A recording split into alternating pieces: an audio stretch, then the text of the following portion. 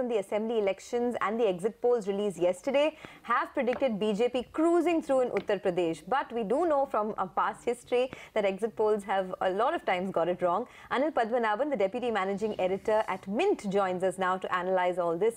Anil, good morning and thanks so much for joining us. If the BJP does go ahead and win in Uttar Pradesh, does it change the economic landscape for the country at all? Or do you think that most of their policies have already been established?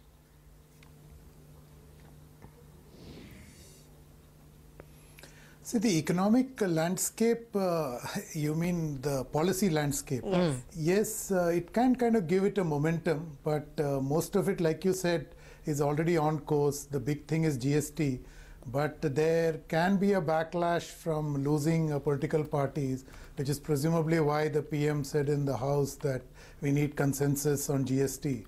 So, and then that could reverberate in the GST Council, and the GST counts is not yet an open and shut case. There is still a last mile to do.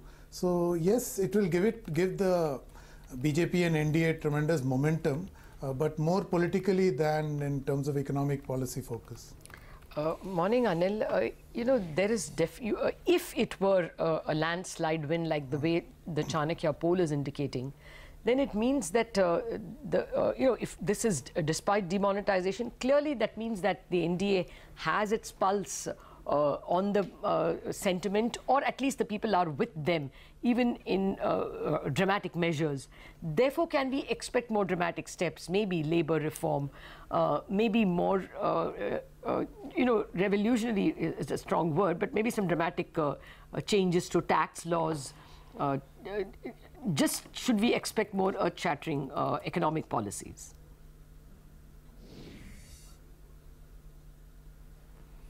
Lata, that's a good call to make actually, because this election will kind of reinforce this PM's risk-taking abilities.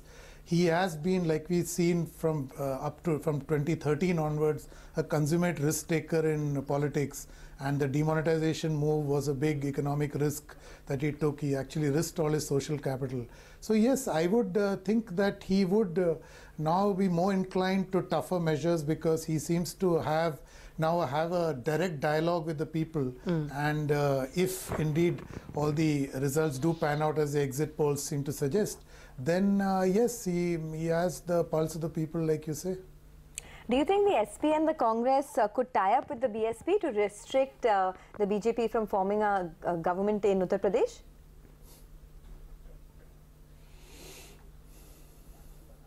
See, this thing can come about only if it's a hung assembly and SP turns out to be the single largest party.